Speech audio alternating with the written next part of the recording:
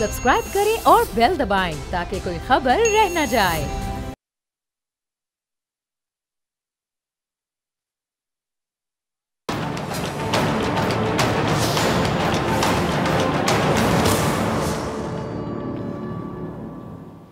अस्सलाम वालेकुम नाजरीन, आप देख रहे हैं प्रोग्राम ऐसे नहीं चलेगा और मैं हूं आपकी होस्ट सादिया सैमसन।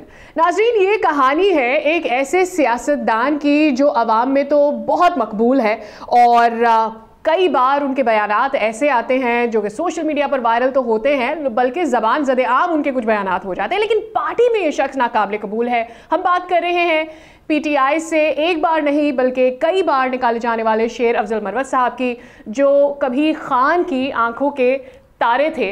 आज तहरीक इंसाफ के लोग उन्हें सख्त नापसंद करते हैं और उनके खिलाफ पार्टी में एक के बाद एक महाज खड़ा करके बार बार पार्टी से बेदखल कर दिया जाता है। लेकिन शेर अफजल मरवत अपने ख़ास लबो लहजे और दबंग अंदाज की वजह से हमेशा मकबूल हैं और रहे हैं, और यही दबंग अंदाज उनकी पार्टी के लोगों को शायद नहीं भाता है।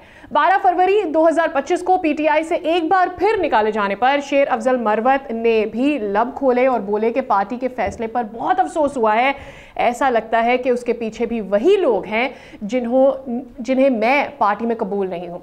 अब 13 फरवरी के सोशल मीडिया बयान पर शेर अफजल मरवत ने इमरान खान से वफादारी निभाने का हल भी दोहराया। आखिर क्या है पार्टी से बार बार निकाले जाने की वजूहात? अंदरूनी इख्तलाफात या ज़ाती अनाद है? क्या शेर अफजल मरवत की सिर्फ पार्टी को खैराबाद कहा, या फिर बानी पीटीआई से भी अपने रास्ते अलग कर लिए हैं, या बानी पीटीआई ने उनसे अपने रास्ते जुदा कर लिए? कौन लोग हैं जो शेर अफजल मरवत को तहरीक इंसाफ का हिस्सा नहीं देखना चाहते? क्या शेर अफजल मरवत किसी और पार्टी में शमूलियत इख्तियार करने वाले हैं या ऐसा कोई इरादा नहीं रखते हैं? ये सब और बहुत कुछ जानने के लिए हमें ज्वाइन किया है शेर अफजल मरवत साहब, रुकन कौमी असम्बली हमारे साथ मौजूद हैं। शेर अफजल साहब, बहुत शुक्रिया आपके वक्त के लिए, आपने हमारे प्रोग्राम के लिए वक्त निकाला। उम्मीद करती हूँ आप ठीक होंगे, खैरियत से होंगे। अस्सलाम वालेकुम। वालेकुम अस्सलाम जी, बहुत शुक्रिया। शेर अफजल साहब, सबसे पहले तो मुझे पूछना ये है कि पार्टी स्टेटस क्या है और what is in the bucket? क्या सोचा हुआ है आपने? इतने बयानात आ रहे हो, ताबड़तोड़ आपके बयानात आजकल आ रहे हैं, क्या सोचा आपने पीटीआई के लिए? बहुत शुक्रिया। बयानात तो ख़ुद इन्होंने जो है वो मेरे लब जो सिए हुए थे वो खुद ही उन्होंने वाह कर दिए। ये बार बार का निकाला जाना और समझ में ना आना कि क्यों मेरे साथ ऐसा हो रहा है, और मेरी तमाम कुर्बानियों, मेहनत और जो काविशी थी उसका सिला बार बार जो है इस तरह की बेतौकीरी की शक्ल में मिल रहा है। और अब जो आखिरी दफ़ा निकाला है, इस दफ़ा मैं भी ज़रा थोड़ा सा अब डट गया हूँ, क्योंकि मैं अब पार्टी में इसलिए दोबारा नहीं जाऊँगा बल्कि 4-12 कि फिर निकाला जाऊँ। अब मेरी आदतें तो यही रहेंगी, क्योंकि ये पैदाइशी नकाइस है, न मैं अपनी आदतें तब्दील कर सकता हूँ। अगर कोई मेरे ख़िलाफ़ बयान देगा, चाहे कोई क्यों ना हो, जवाब तो मैं दूँगा। अगर ये डिसिप्लिन की ख़िलाफ़ वर्जी हैं तो ये डिसिप्लिन की ख़िलाफ़ वर्जी आइंदा के लिए भी इसका भी इर्तिकाब होता रहेगा। और बुनियादी बात यह है कि ये डिसिप्लिन नहीं है, बल्कि कुछ लोग मेरा चेहरा पीटीआई में देखना ही नहीं चाहते हैं, नाम इसको डिसिप्लिन की खिलाफ वर्जी दे देते हैं। और मैं खान साहब से एक दफ़ा मिलना चाहता हूँ, क्योंकि खान साहब की मौजूदा हालत पे मुझे तरस आता है, और ऐसी हालत में अगर इन लोगों की साजिशों का मैं शिकार हो जाऊँ और ख़ान को खैराबाद कह दूँ तो मेरी ज़ात को तो कोई फ़ायदा या नुकसान नहीं होगा, क्योंकि जो नुकसानात थे वो तो मैंने पीटीआई के लिए उठाए थे और ख़ान के लिए। और फ़ायदा जो है आइंदा मैं नहीं देख रहा हूँ कि पार्टी में मेरी तरक्की के कोई चांसेस है, क्योंकि चाहे मैं ज़िंदा ही दरगोर क्यों न कर दिया जाऊँ पार्टी के लिए, फिर भी मैं समझता हूँ कि मेरा मुस्तकबिल पाकिस्तान तहरीक इंसाफ में मखदूश ही रहेगा, क्योंकि ये कीना जो है वो अब तय से निकाला नहीं जा सकता है। तो लिहाजा मैंने अब ये फ़ैसला किया है कि मैं ख़ान साहब के पास इस दफ़ा जाऊँगा तो मैं पूरा हिसाब किताब उसके सामने खोलूँगा और बताऊँगा जी कि बिला कसूर के हर वक़्त ताले आज़मा जो हैं मुझ पे ताले आज़माइयाँ कर रहे हैं, और मैं थक गया हूँ।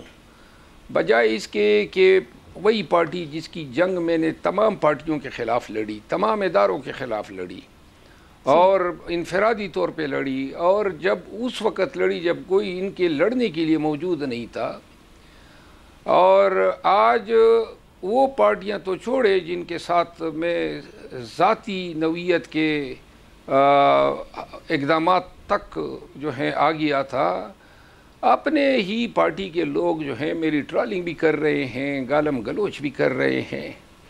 یہ کبھی میں نے سوچا ہی نہیں. آپ نے ایک جگہ بیان دیا کہ یہ لوگ طاقتور ترین لوگ ہیں. اس کے دو آپ نے ایک جگہ بیان دیا انہی لوگوں کے حوالے سے کہ یہ لوگ طاقتور ترین لوگ ہیں. یقیناً ہے. کون ہیں یہ طاقتور ترین لوگ؟ پتہ تو چلے. کیا بانی چیئرمین کو نہیں پتا ان طاقتور ترین لوگوں کے بارے میں؟ اور کون ہیں یہ؟ بس بانی چیئرمین کو پتہ ہے، وہی جو ان کے قریب ترین ہیں وہی طاقتور ترین بھی ہیں. اور یہ جو میری جنگ ہے نا، یہ میری ذات کی جنگ نہیں ہے. میں بنیادی طور پہ پاکستان تحریک انصاف کی تمام قیادت جو ہیں، جتنے بھی لیڈرز ہیں، ان کے دل کی بڑا سب آج کل نکال رہا ہوں. یہ بے توقیری صرف میرے گلے یا میرے نصیب میں نہیں آئی ہے.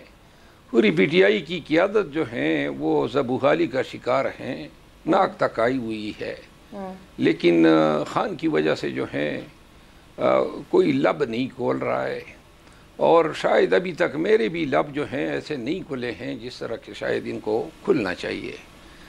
لیکن یہ ہے کہ اگر یہ مجھے آپ سے جاننا ہے کہ کیا وجہ ہے کہ یہ لوگ آپ ہی کے خلاف ہیں، اور کئی بار آپ کو پارٹی سے باہر نکالنے کے لیے انہوں نے ایفرٹ کیا ہے، آپ سے انسیکیور ہے کیا؟ اصل وجہ ہے رویوں کا. یہ ذہنی مریض لوگ ہیں، ان کے آنکھوں پہ اپنے غرض کی پٹی بندھی ہوئی ہے. ان کو خان کی جو صعوبتیں ہیں، خان کی جو حالت زار ہیں، پارٹی جن حالات سے گزر رہی ہیں، چندہ پرواہ نہیں ہے. یہ اپنے مقاصد کے اصول، اپنے لوگوں کو مناصب دلوانے کے چکر میں اور مخالفین کو کمزور یا گرانے کے چکر میں لگے ہوئے ہیں. کیا مقصد ہوگا پی ٹی آئی کا اس وقت؟ کیا مقصد ہو سکتا ہے؟ اگر بانی پی ٹی آئی کو باہر نکالنے کے علاوہ پی ٹی آئی کی اعلیٰ قیادت کا جو آپ کہہ رہے کہ قریبی لوگ ہیں، ان کا کیا مقصد ہوتا ہے؟ اپنی غرض کیا ہے ان کی؟ میں نے کہا نا، ترجیح خان کے نکالا جانا اگر پہلی ترجیح ہوتی تو پھر پارٹی میں یہ تقسیم نہ ہوتی، یہ سازشیں نہ ہوتی، یہ کھینچاتانیاں نہ ہوتی. ان کو کم از کم یہ طرز تو آتا کہ اس وقت تو اتحاد اور اتفاق کی ضرورت ہے. پارٹی میں ابھی 26ویں ترمیم پہ لوگوں کو توڑا گیا، کچھ لوگوں کا ضمیر خریدا گیا، اور اب جو ہیں کبھی علی امین خان کے پیچھے لوگوں کو لگایا جاتا ہے، کبھی خان کے کان ان کے خلاف بھرے جاتے ہیں، اور کبھی جو ہے شیخ وقاص اکرم کے خلاف لگ جاتے ہیں، کبھی شاندانہ گلدار کے خلاف لگ جاتے ہیں. اور یہ ایسے لوگ ہیں کہ ان کو خان پہ ترس نہیں آ رہا ہے. ان کو یہ اندازہ ہی نہیں ہے کہ یہ پارٹی کا حشر نشر خراب کر رہے ہیں. ایک وقت تک برداشت کیا ہم نے آداب میں مراتب کی وجہ سے، لیکن حد کر دی ہیں ان لوگوں نے.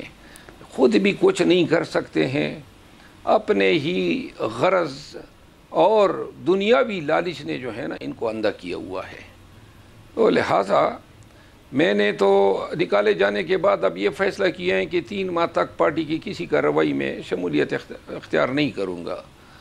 اور احتجاج اگر یہ کرتے ہیں تو خود کریں، کیونکہ کافی ہم نے مار سے لی ہیں، اب تک گئے ہیں. پرچے جیلیں ہم نے بھگت لی ہیں اور دنیاوی نقصانات اٹھا لیے ہیں. اب جو ہے تھوڑا وہ لوگ اٹھائیں جو حلوے کھا رہے ہیں، ملائیاں جو ہیں وہ چاٹ رہے ہیں، اور دوسروں کو بھی کام کرنے نہیں دے رہے ہیں، اور ان کی تحقیر بھی کر رہے ہیں، اور خان کو بھی جو ہے انہوں نے مس گائیڈ کرنا شروع کیا ہوا ہے کافی عرصے سے. ٹھیک. شیر افضل صاحب، یہ مجھے بتائیے کہ 3 مہینے اگر آپ پارٹی کے لیے کچھ نہیں کریں گے تو پھر آپ کیا کریں گے؟ میں نے ایک بیان آپ کا سنا، آپ نے کہا کہ ری ایکشن آئے گا. آپ کا ری ایکشن کیا آئے گا؟ ری ایکشن تو اس صورت میں آئے گا نا اگر یہ گالم گلوچ سے باز نہیں آتے، الزام تراشیوں سے باز نہیں آتے ہیں، تو پھر جو ہے خان تو رہے گا ہمارا لیڈر. لیکن جب ری ایکشن دوں گا تو لازماً نام بھی لوں گا، اور اعمال افعال اور ان کا جو مضمون کردار ہیں اور کرتوت ہیں بلکہ کراتیت ہے وہ سب بیان کروں گا. صحیح. علی امین گنڈا پور صاحب کے بارے میں بھی جاننا چاہتے ہیں. آپ کو لگتا ہے کہ جس طرح سے ان کے پشاور میں ان کی پرفارمنس یا خیبر پختونخوا میں ان کی پرفارمنس کے اوپر اندرونی طور پر سوال اٹھایا گیا ہے، ان کے پیچھے بھی وہی لوگ ہیں جو آپ کو ہٹا رہے ہیں پارٹی سے یا جنہوں نے آپ کو ہٹایا؟ ان کے پیچھے جو ہیں وہی لوگ ہیں اور چند وہ لوگ ہیں جو ماضی میں بھی وزارتوں کے مزے انہوں نے لیے، بدعنوانیوں کے الزامات ان پہ لگے، اور کے پی کی جو سابقہ حکومت تھی پی ٹی آئی کی اس کا چہرہ جو تھا وہ مسخ کیا، شفافیت کا، میرٹ کا اور انٹیگریٹی کا. تو وہ لوگ جو ہیں اب وزارتیں لینے کے چکر میں، نان الیکٹڈ لوگ ہیں، وزارتیں لینے کے چکر میں جب علی امین خان نے کہا کہ ان کے خلاف یہ کرپشن کی اتنی انکوائریاں ہوئی، اربوں روپے انہوں نے لوٹے ہیں قومی خزانے سے، تو یہ لوگ جو ہیں اب ڈسیمینیٹ کر رہے ہیں، میڈیا کو بھی فیڈ کر رہے ہیں. ایسے لوگ ہیں جنہوں نے سابقہ وزیر اعلیٰ کے ساتھ مل کے 36 ارب روپے پینشن کے پیسے کھائے.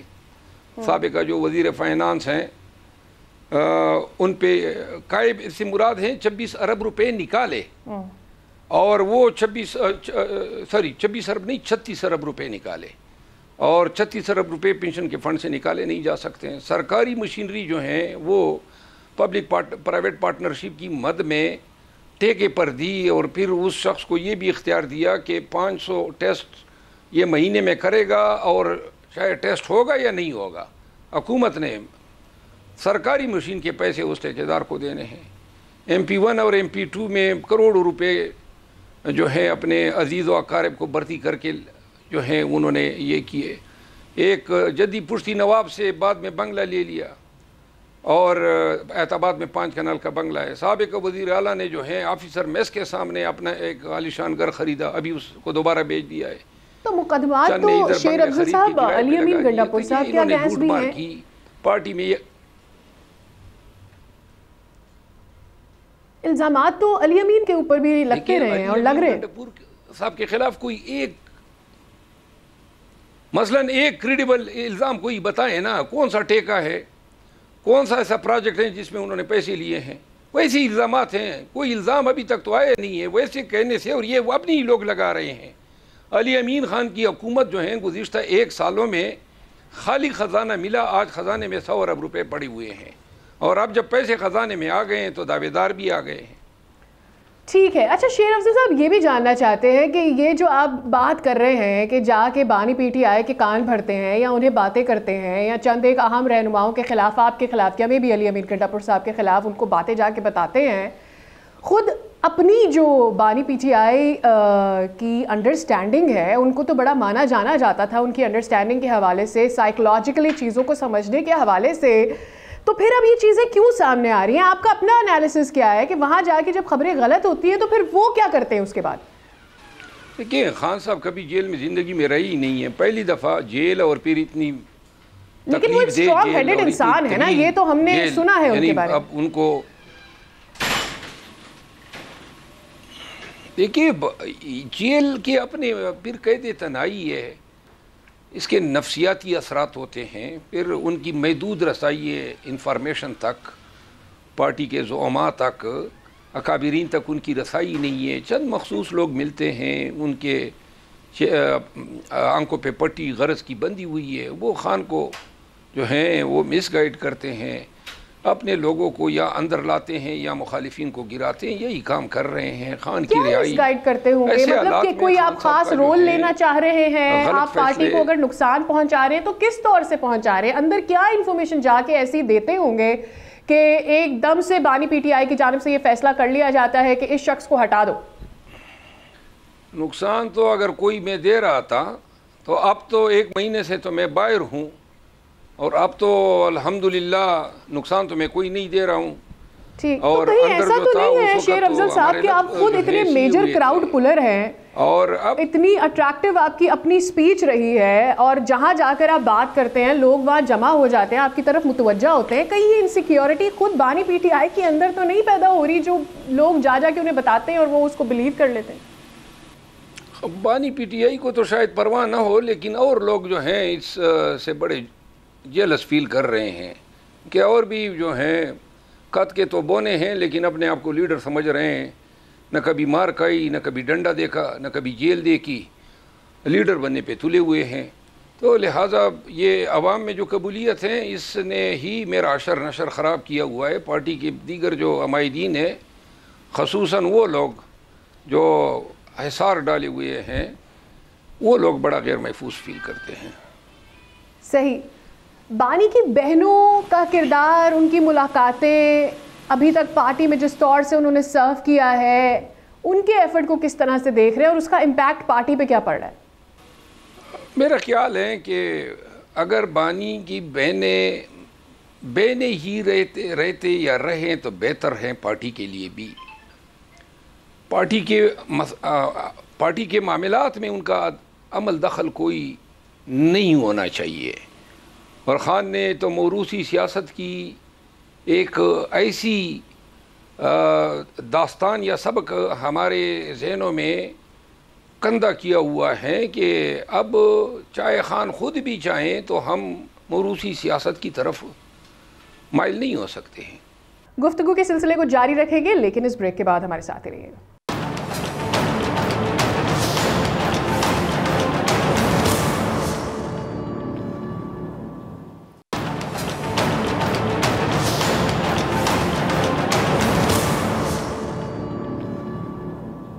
ویلکم بیک اگین، پروگرام کے سلسلے کو آگے بڑھاتے ہیں۔ موروثی سیاست کی بانی پی ٹی آئی بات کرتے ہیں، پھر بشرا بی بی بھی حصہ لیتی ہیں۔ 24 نومبر والے معاملات میں ہم نے دیکھا، پھر بعد میں خبریں آنے لگی کہ علی امین گنڈا پور صاحب کی ان سے بنی نہیں، وہ وہاں پر موجود رہی، علی امین صاحب وہاں سے چلے گئے۔ اس معاملے میں کون غلط تھا اور کیا وہاں پر موروثی سیاست نہیں آتی بیچ میں؟ اور ان کے اپنا حکم تھا کہ بشرا بی بی کو وہ ڈیو رسپیکٹ دی جائے جس طرح سے ان کی انوالومنٹ ہے۔ 26 نومبر کے معاملے میں علی امین خان درست تھے، باقی سب غلط تھے۔ بشرا بی بی بھی علی امین خان کا موقف درست تھا، ہم سب کا موقف تھا کہ ہمیں سنگجانی پہ ٹھہرنا چاہیے، اور اس کو کرنے کے لیے یہ کہتے ہیں نا عید کے بعد ہم احتجاج کریں گے، عید کے بعد یہ خود احتجاج کے لیے نہیں آئیں گے۔ یہ کہتے ہیں نا دا غزہ و دا میدان، یہ غزہ اور یہ میدان، عید کے بعد یہ خود نظر نہیں آئیں گے دوربین پہ بھی، تو یہ ورکروں کو خاک نکالیں گے۔ تو پھر پارٹی کہاں کھڑی ہے؟ اور جو آپ عید کے بعد نکلنے کی بات کر رہے ہیں، اس کے علاوہ جو گرینڈ الائنس کی بات کی جا رہی ہے، یہ کتنی کامیاب ہوتی ہوئی نظر آ رہی ہے؟ بدقسمتی سے پاکستان کی مقبول ترین اور لارجسٹ ترین پارٹی ہونے کے باوجود بھی آج پارٹی جو ہیں ایک ایسے مقام پہ کڑی ہیں کہ اگر ان کے معاملات جو ہیں سیاسی قیادت نے نہیں سنبھالے اور خان کو انہوں نے پارٹی کو درپیش مسائل سے آگاہ نہیں کیا تو پارٹی کا شیرازہ جو ہے وہ بکھر جائے گا۔ صحیح، لیکن اگر مان لیں کہ یہ گرینڈ الائنس کرنے میں مولانا فضل الرحمان صاحب آ بھی جاتے ہیں ان کے ساتھ اور یہ ساتھ مل بھی جاتے ہیں، تو کیا لگتا ہے کیا صدارت خود مولانا فضل الرحمان صاحب نہیں کریں گے؟ اور اگر ایسا ہوا تو کیا پی ٹی آئی ان کے انڈر یا ان کے ساتھ کام کر سکے گی؟ یہ مان لیتے ہیں، لیکن ویسے ماننے والی بات نہیں ہے کہ مولانا صاحب خان کے لیے نکلیں گے اور اسٹیبلشمنٹ کے خلاف سیاست کریں گے، یہ کبھی انہوں نے زندگی میں نہیں کیا ہے۔ لیکن اگر مان لیں تو 5-6 ماہ تک احتجاج کی تیاریاں کریں گے، اور جب احتجاج کا وقت آئے گا تو کہیں گے کہ یہ ہمارے راستے علیحدہ ہو گئے ہیں، تو لہٰذا 6 ماہ اور ضائع ہو جائیں گے۔ صحیح، یعنی ایک تو اس نہج پر آئیں گی ہی نہیں باتیں، اور یہ سارا کا سارا جو ایفرٹ ہے یہ ضائع ہوتا ہوا آپ کو نظر آ رہا ہے۔ مجھے یہ بتائیں کہ اگر مولانا صاحب نہیں مانتے ہیں اور وہ پی ٹی آئی بانی پی ٹی آئی کے باہر آنے کے لیے کوئی ایفرٹ نہیں کرتے ہیں، تو پھر کیا پی ٹی آئی اس وقت اس قابل ہے کہ وہ بانی پی ٹی آئی کو باہر نکالنے میں کچھ کر سکتی ہے؟ جتنی کوششیں انہوں نے مولانا صاحب پہ کی ہیں پارٹی نے، اتنی اس کا عشیر مجھ پہ کر لیتے، میں احتجاج کی ایک نئی تاریخ رقم کر دیتا۔ مولانا صاحب جو ہیں خان کو نکالنے کے لیے سڑکوں پہ اپنے ورکر کو مار کھانے کے لیے لائے گا، یہ کس دنیا کے باسی اس طرح کی سوچ رکھتے ہیں؟ مولانا صاحب نے تو ابھی 2 ماہ قبل 26ویں آئینی ترمیم کے وقت بھی ہمیں ٹینگا دکھا دیا تھا، اور اب کون سی ہماری جو ہے منزل ایک ہیں نہ ہم نظریاتی طور پر ایک ہو سکتے ہیں. وہ کتاب اور مذہبی کارڈ کھیلتا ہے ہر الیکشن میں. ہم انلائٹڈ ماڈریشن کی بات کرتے ہیں. کے پی میں وہ بھی سیاست اور ووٹ بینک رکھتا ہے اور ہماری بھی وہاں پر ہے. آج تو پی ٹی آئی صرف کے پی تک محدود ہوئی ہے. تو لہٰذا وہاں ہمارا کنفلکٹ آف انٹرسٹ ہے. ایسے حالات میں مولانا صاحب کا اتنا اعلیٰ ظرف ہونا کہ وہ جناب سیاسی انٹرسٹ اور عداوتوں کو بالائے طاق رکھتے ہوئے قانون کی بالادستی کے لیے خان کو نکالنے کی فکر کریں گے، یہ بعید از امکان ہے.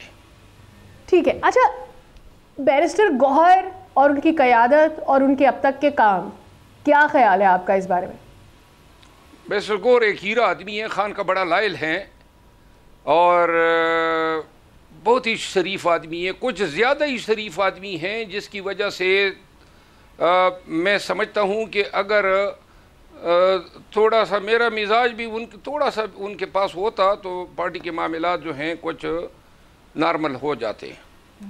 لیکن کیا وہ سوٹڈ چیئرمین تھے پی ٹی آئی کے لیے؟ اگر آپ کہہ رہے ہیں کہ اس طرح کا مزاج ہوتا تو وہ کامیاب ہو جاتے، چونکہ بانی پی ٹی آئی کے ہی فیصلے پر وہ آئے تھے. تو پی ٹی آئی میں چاہے کوئی بھی چیئرمین ہونا، پی ٹی آئی کا کوئی بھی چیئرمین ہو خان صاحب کے علاوہ، بیرسٹر گوہر صاحب ہو یا اے بی سی کوئی ہو، پارٹی پاکستان تحریک انصاف میں خان ہی چلاتا ہے.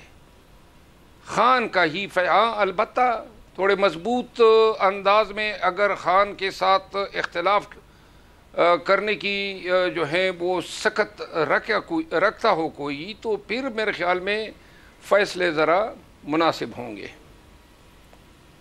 لیکن شیر افضل صاحب آپ کی بات کر رہے ہیں نا کہ ان کو جا کر خبریں دے دی جاتی ہیں اور وہ ایک ایسے ماحول، ایک ایسے ویکیوم میں موجود ہیں، تو پھر تو یہ یوں ہو گیا کہ جو جا کر ان کو جیسے بات بتا رہا ہے وہ ویسے اس کو مان رہے ہیں، اور اس کے بعد وہ جو کہہ رہے ہیں تو یہ تو اپنے منوائی جانے والی باتیں ان کے آگے رکھ دی جاتی ہیں اور پھر وہاں سے آرڈرز آ جاتے ہیں. تو پھر فیصلے وہ تو نہ کر رہے ہوئے. فی الوقت تو خان صاحب کی صورتحال ایسی ہی ہے کہ ان کو جو ہے مس گائیڈ کیا جا رہا ہے اور وہ معروضی حالات کی وجہ سے ان لوگوں کے ہاتھ میں کھیل رہے ہیں. ٹھیک. اب میں یہ جاننا چاہتی ہوں کہ آپ کیا قومی اسمبلی کی رکنیت رکھیں گے؟ کیا کسی اور پارٹی کی جانب جائیں گے؟ ابھی آپ کے دماغ میں کیا چل رہا ہے سیاسی طور پر؟ کسی اور پارٹی دیکھیں، کسی اور پارٹی کی طرف جانے کا تو سوال نہیں ہے، کیونکہ میں نے سیاست خان کے لیے شروع کی تھی. جہاں تک قومی اسمبلی کی رکنیت رکھنے کا مسئلہ ہے، کسی نے مانگا ہی نہیں ہے، اور مانگ بھی کوئی سکتا تھا جب تک پارٹی میں ہم تھے، تو تبھی یہ ادھیکار یا یہ حق جتایا جاتا ہے کہ جناب عالی آپ ہمارے پارٹی کے ہیں، اور یہ قانوناً بھی آپ پارٹی کے ممبر کو کہہ سکتے ہیں کہ آپ یہ سیٹ چھوڑ دیں. اب تو میں لیگلی سپیکنگ اور اخلاقی طور پر انہوں نے تو مجھے سیٹ چھوڑنے سے پہلے ہی کہہ دیا کہ آپ کو نکال دیتے ہیں، تو لہٰذا کس حق سے کوئی مجھے کہے گا؟ البتہ خان مجھے بلا کے کہہ دے وہ دوسری بات ہے، خان کی بات پھر نہیں ٹال سکتا. آپ نے لیگیلٹی کی بات کی، یہ بات کس حد تک درست ہے کہ وکلا جو ہے انہوں نے زور پکڑا ہوا ہے اور پارٹی جو ہے وہ ان کی مرہون منت بنی ہوئی ہے؟ وکلا کا حشر آپ دیکھ رہے ہیں. فیصل چودھری صاحب جو ہیں اس کی حالت آپ نے دیکھ لی. آج پنجوتا صاحب کی جو کلاس لی گئی وہ آپ نے دیکھی ہوگی. میرا حشر آپ کے سامنے ہے، اور دیگر وکلا جن کی کلاسیں میری موجودگی میں لی گئی ہیں بیان نہیں کر سکتا ہوں. تو لہٰذا وکلا کا ویسے ہی ڈکوسلا ہے کہ پارٹی پہ چائے ہوئے ہیں. پارٹی پہ کوئی نہیں چھایا ہوا ہے. تو پارٹی پہ آخر کون چھایا ہوا ہے؟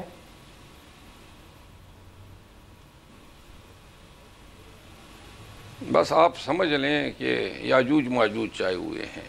ٹھیک. اور سلمان اکرم راجہ صاحب سے آپ کے کیا اختلافات ہیں؟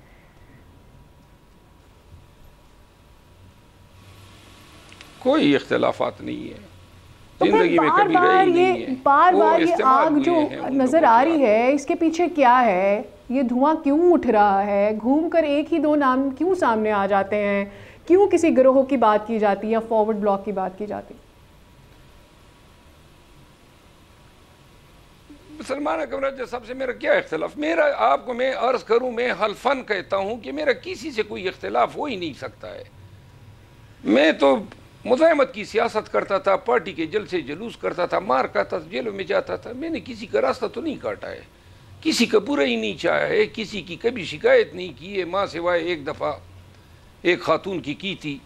باقی جو ہیں میں نے تو کبھی زندگی میں پارٹی کے پاکستان تحریک انصاف کے کسی بھی لیڈر کے خلاف کوئی ایسا کام نہیں کیا. البتہ لوگوں کو جو ہے پیٹ میں مروڑ اٹھ جاتے ہیں اور میرے خلاف میڈیا پہ بیٹھ کے بیانات دے دیتے ہیں.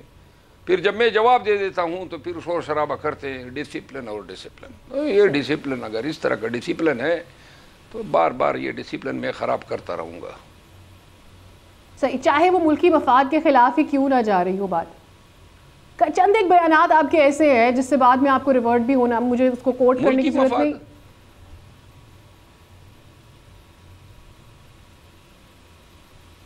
کون سے بیانات؟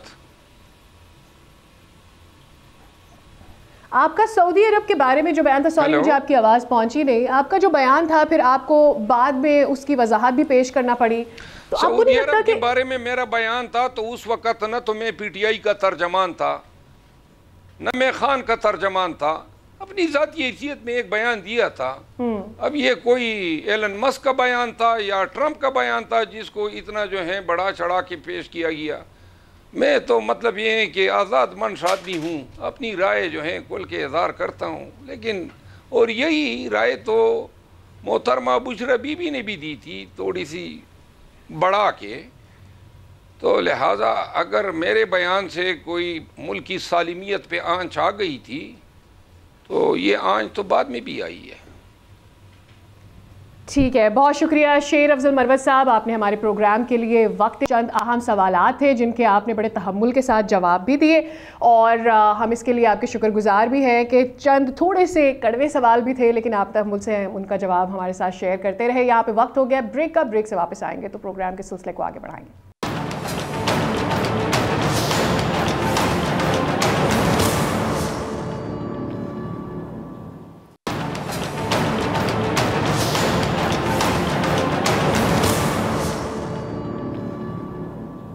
پروگرام میں آپ کو کہتے ہیں ایک بار پھر خوش آمدید. پاکستان میں حکومت کی طرف سے مثبت معاشی اشاریے دیے جا رہے ہیں اور اسی کے ساتھ ساتھ اگر انٹرنیشنلی بھی بات کی جائے تو معاشی اعداد و شمار کے ادارے بھی پاکستان کی معیشت کے بارے میں مثبت اشارے دے رہے ہیں. لیکن دوسری جانب ہم یہ بات دیکھتے ہیں کہ اپوزیشن کی طرف سے حکومت پر دعووں کی تردید بھی کی جا رہی ہے. مسلسل ایک پریشر ہے کہ رمضان مبارک کے دوران مہنگائی کا جن ایک بار پھر بوتل سے باہر ہے اور یہ حکومت اس کو قابو نہیں کر پا رہی ہے.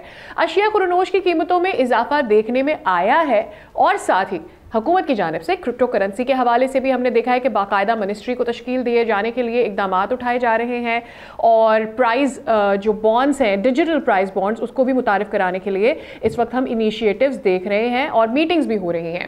ان سارے اقدامات سے معیشت پر کیا اثر ہو سکتا ہے؟ کیا اس کو پازیٹیولی ریسیو کیا جائے یا نہیں؟ اسی پر بات کرتے ہیں. ہمارے ساتھ موجود ہیں ڈاکٹر خاقان نجیب صاحب. بہت شکریہ خاقان نجیب صاحب، آپ نے ہمارے پروگرام کے لیے وقت نکالا. جاننا یہ چاہتے ہیں کہ آئی ایم ایف نے کہہ دیا ہے کہ اب بجلی سستی کی جا سکتی ہے. ڈو یو تھنک کہ اب کچھ بہتری آئے گی معیشت میں؟ جو بار بار ہم بات کر رہے تھے کہ جو مقامی تاجر ہیں، جو چھوٹا کاروبار کرنے والا ہے، جو رہائشی طور پر الیکٹریسٹی استعمال کر رہا ہے، اس کو بڑی مشکلات ہیں اور اسی وجہ سے مہنگائی میں بھی اس کا ایک امپیکٹ نظر آتا ہے. تو کیا اب ہم ایکسپیکٹ کریں کہ یہاں پر کچھ کمی ہوگی؟ بسم اللہ الرحمن الرحیم. سعدیہ، ایک تو بات یہ ہے کہ آپ نے جیسے کہا ایک طرح سے ایک سٹیبلٹی جو ہے وہ تو ہے ملک میں. اس کا مطلب یہ ہے کہ افراط زر یعنی کہ مہنگائی کے بڑھنے کی جو شرح ہے اس میں ایک خاطر خواہ کمی آ گئی ہے. جو ڈیٹا ہمارے پاس اب موجود ہے وہ یہ کہتا ہے کہ مہنگائی جو اس سال کا مالیاتی سال ہے، جو جولائی میں شروع ہوا 2024 میں اور ختم ہوگا جون میں، اس کے جو پہلے 8 ماہ کا ڈیٹا ہے وہ یہ کہتا ہے کہ پچھلے سال کے کمپیریزن میں چیزیں اوسطاً جو ہیں وہ 6% سے بھی کم بڑھی ہیں. پچھلے سال پورے سال میں ایوریج 24% قیمتیں بڑھی تھیں، اس سے پچھلے سال 29% بڑھی تھی. اسی طرح کچھ بیرونی خسارہ سنبھل گیا ہے اور اسی طرح جو ہمارے ریزروز کی پوزیشن ہے وہ 11 اور 12 ارب ڈالر کے درمیان ویری کر رہی ہے، جو تقریباً 2 ماہ کا ایک امپورٹ کور دیتے ہیں. سو یہ ایک ریلیٹیو سٹیبلٹی ہے آئی ایم ایف کی انگیجمنٹ کی وجہ، اس کی ایک کلیدی وجہ ہے. اور جو ہمارے لوگ ہیں آپ پہ اور مجھ پہ یہ اثر ہے کہ جو قیمتیں جس طرح بڑھ رہی تھیں وہ نہیں بڑھ رہی، تو ایک تھوڑا سا جسے کہیں گے آپ کی تنخواہ اگر 10% بول چینل بڑھا دیتا ہے اس سال اور قیمتیں 7-8% بڑھتی ہیں تو آپ کی واقعی قوت خرید بڑھی ہے، پالیسی ریٹ نیچے آ گیا ہے، اس سے کچھ بزنس شروع ہوگا۔ اب یہ تو ہے ایک تنازل جو اس وقت آپ کو ایک وقت اور ایک سپیس مل گئی ہے کہ آپ واقعی وہ کام کر سکیں جس سے اس معیشت کا جو پہیہ ہے وہ چلے، وہ اب بھی نہیں چل رہا، یہ بات بالکل ٹھیک ہے۔ تھوڑے تھوڑے گرین شوٹ ضرور ہیں، کچھ کار سیلز بہتر آ رہی ہیں، کچھ سیمنٹ سیلز بہتر آ رہی ہیں، پر جو اوور آل گروتھ ہے یعنی کہ شرح نمو، جس کا مطلب ہے سروس سیکٹر بڑھے، ایگریکلچر کی پروڈکٹیوٹی اور پروڈکشن بڑھے اور پاکستان کا مینوفیکچرنگ بڑھے، وہ 0.9% بڑھا ہے پہلے کوارٹر میں اس سال کے، بڑھنا ہے کہیں 2.5 سے 3-3.5% کا ہدف۔ So you have sacrificed growth, economy کو سلو کر کے ایک ریلیٹو سٹیبلٹی ہے۔ یہ اب آپ کو ایک وقت ملا ہے کہ آپ وہ کام کر سکتے ہیں جس سے بجلی کے نرخ کی آپ گفتگو کر رہی تھی۔ دیکھیے بہت سی ایڈجسٹمنٹس چل رہی ہوتی ہیں، میں اس لیے ہمیشہ بہت ہی جسے کہتے ہیں جزیات میں جا کے گفتگو کرتا ہوں، کیا یہ بیس ٹیرف کم ہوا ہے یا کوارٹرلی ایک ٹیرف ایڈجسٹمنٹ، میرا تو خیال ہے 1.5-2 روپے کی کمی آ رہی تھی، یہ وہ ہے یا جو فیول پرائس ایڈجسٹمنٹ ہے؟ تو چلیں اچھی بات ہے کہ یہ کمی آ جائے گی۔ میں ایک آپ کو سادیہ آنیسٹ بات بتاؤں، پاکستان میں جو انرجی ٹیرفز ہیں نا اس کا بہت کم تعلق آئی ایم ایف کے ساتھ ہے۔ مجھے معلوم ہے سارا پاکستان یہ کہتا ہے، پاکستان کے 11 ڈسکوز جو کہ اسٹیٹ کی تحویل میں ہیں وہ ایک ٹیرف لے کر جاتے ہیں نیپرا سے جو ایک انڈیپینڈنٹ ریگولیٹر ہے، اور وہ ایک انڈیپینڈنٹ ریگولیٹر ایک بجلی کی قیمت کو طے کرتا ہے۔ ابھی آئی ایم ایف کا اس سے کوئی کنسرن نہیں ہے۔ اب اس میں کتنی سبسڈی دینی ہے یہ میں ضرور مانتا ہوں کہ آئی ایم ایف وہاں پہ آ سکتا ہے، آپ اس پہ قرضے کی جانب پہ تو جا رہی ہے ہماری حکومت، یہی جو ہمارے کیپیسٹی کے یا ہمارے جو بجلی کے ہمارے واجبات ہیں ان کو پے آف کرنے کے لیے، اور اس سے یہ کہا جا رہا ہے کہ بجلی کی پرائس میں کمی آئے گی، بٹ دین جب تک کہ ہمیں یہ قرضہ واپس کرنا ہوگا اس کا کیا امپیکٹ ہوگا؟ تو وہ جو بات ہے سعدیہ از دا فالوئنگ، یہ ہم نے کئی مرتبہ کیا ہے، یہ بھی کوئی نئی چیز نہیں ہے۔ جب 2013 میں جب حکومت پی ایم ایل این کی ہی آئی تھی تو اس وقت کی اتھارٹیز نے 480 ارب روپے کی ایک پیمنٹ کی تھی اور اس میں بینک بوروئنگ بھی شامل تھی۔ اور ابھی بھی بینک بورو آ رہا ہے، یہی سامنے آ رہا ہے، آپ درست کہہ رہی ہیں۔ So it's the same thing, میں ہمیشہ کہتا ہوں کہ پاکستان میں it is the same formula that we usually follow. So 1250 ارب روپے آپ بورو کر کے 650-700 ارب جو ہے وہ مہنگا قرضہ اتار دیں گے، نیا قرضہ آ جائے گا، اور جو آئی پی پیز کی پیمنٹ پہ آپ کو لیٹ پیمنٹ دینا پڑتا ہے وہ نہیں دینا پڑے گا، تو آپ اس کو بھی پیسے جا کے اتار دیں گے۔ اور یہ جو قرضہ ہے اس کی پیمنٹ کا جو میکنزم ہے از دا فالوئنگ، آپ آج سعدیہ جو آپ کو بل آتا ہے گھر پہ، آپ کو 2.83 روپے ایک ڈیٹ سروسنگ سر چارج ہے۔ سو کہہ یہ رہے ہیں کہ اسی سر چارج میں سے یہ پیمنٹ ہوگی۔ اب اگر کوئی یونٹس کم ہو جاتے ہیں تو یہ سر چارج بڑھانا پڑے گا۔ آئی ایم ایف کا یہ کنسرن تھا۔ آئی ایم ناٹ شیور کہ آئی ایم ایف کی اپروول اس پہ آ گئی ہے یا جو بھی ڈسکشن ہوئی ہے اس پہ آگے بڑھ گئے ہیں، وہ کچھ دن میں وہ بھی پتہ چل جائے گا، بٹ اوور آل یہ کوئی ایسی چیز نہیں لگتی۔ تاجر برادری پر کیا ہو سکتا ہے؟ آلریڈی اسٹیٹ بینک کی جانب سے جو پالیسی چینج نہیں ہوا ہے اس پر تاجروں کے تحفظات ہیں، اور وہ یہ کہہ رہے ہیں کہ جو حکومت نے لائن دی تھی یہ اس کے برخلاف بات ہے، اور اس کے اوپر اب یہ جب ایڈ ہو جائے گا تو پھر ان کا کانفیڈنس کہاں جائے گا؟ گفتگو یہ ہے کہ اور سپیس ملا ہے، یعنی کہ آپ کمفرٹیبل سٹیبلٹی میں آ گئے ہیں۔ ایک شارٹ ٹرم آپ کے جو ہینگ اوور تھا ڈیفالٹ کا وہ بھی نہیں نظر آ رہا، دوستوں نے بھی مؤخر کر دیے ہیں قرضے، اب کچھ کام آپ بھی کریں نا۔ یہ کیسے ہو سکتا ہے کہ ملک میں 36 لاکھ اس وقت ریٹیلر اور ہول سیلر ہے، اور مشکل سے پہلے 3 لاکھ رجسٹرڈ تھا، اب کچھ اس کی جو رجسٹریشن ہے بڑھ کے وہ 4.5-5 لاکھ پہ چلی گئی ہے۔ اگر وہ ٹیکس نہیں دیں گے، اور حکومت نے اتھارٹیز نے یہ لکھ کے دیا آئی ایم ایف کو کہ ہم پہلے 6 ماہ میں 23 ارب روپیہ ان سے کلیکٹ کریں گے، کہنا یہ ہے کہ اگر یہ 23 ارب نہیں کلیکٹ ہوا تو یہ کیسے ملک چلے گا۔ اسی طرح ایگریکلچر انکم ٹیکس کا نفاذ ہے، اسی طرح پراپرٹی ٹیکسیشن کا نفاذ ہے، بہت سے قسم کی۔ اب اگر یہ کام آپ کو ایک وقت اور سپیس ملی ہے، ورنہ سعدیہ صاحبہ آپ پہ ہائیسٹ انکم ٹیکس 39% چارج ہوگا، جو مینوفیکچرنگ ہے جو اس وقت زد میں ہے ان ٹرمز آف ٹیکسیشن کے، بیکاز فارمل سیکٹر ہے، وہ ایک ہائی ٹیکسیشن میں رہے گی. بہت شکریہ خاقان. آپ اس وقت جو ہماری معیشت کی صورتحال ہے اس پر اپنا انالیسز ہمارے ساتھ شیئر کر رہے تھے اور بتا رہے تھے کہ کتنا مؤثر ہوگا کہ ہم اگر باقاعدہ طور پر ٹیکسیشن کی جانب چلے جائیں اور چیزوں کو سٹریم لائن کرنا شروع کر دیں، تاکہ جو لوگ ٹیکس دے بھی رہے ہیں ایک تو ان کو اس کا بدلہ بھی ملنا شروع ہو جائے، اور جو لوگ ٹیکس نیٹ میں ابھی تک نہیں شامل ہوئے ہیں وہ بھی ٹیکس نیٹ میں آ جائیں. اس کے ساتھ ہی ہمارے شو کا وقت بھی ہوا ہے ختم. ملاقات ہوگی آپ سے اگلے شو میں اللہ نے کے بعد.